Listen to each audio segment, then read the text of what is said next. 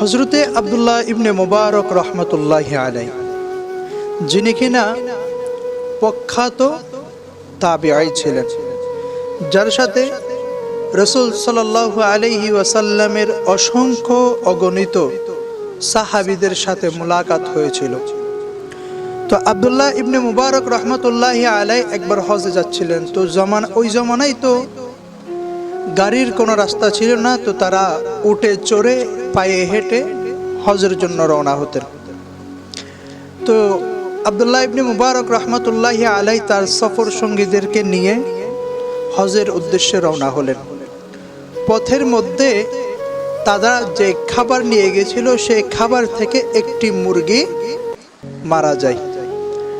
তো মারা যাওয়ার পরে ওই মুরগিটা যেখানে ডাস্টবিন সেখানে ফালানো হয়। আব্দুল্লাহ ইবনে মুবারক রহমতুল্লাহি আলাইহি তখন পিছনে পিছনে হাঁটতেছিলেন, তারা আগে ছিল।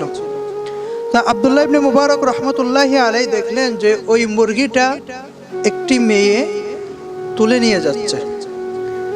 তো এই ঘটনা আব্দুল্লাহ ইবনে মুবারক রহমতুল্লাহি আলাইহি দেখার পরে মেয়েটার পিছে পিছে গেলেন।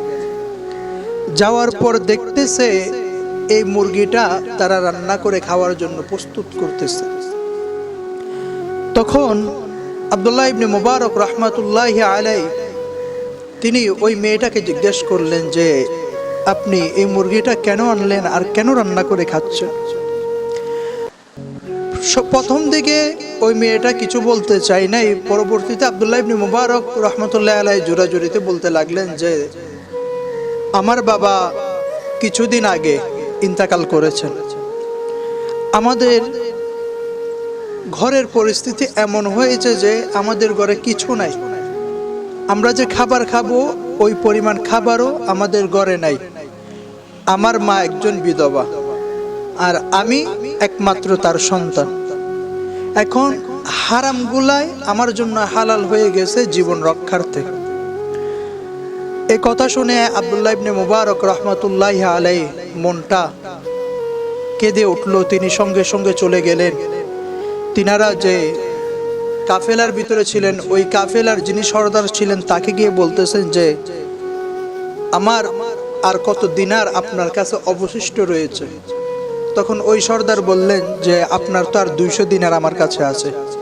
তো তিনি 200 দিনার নিয়ে নিলেন।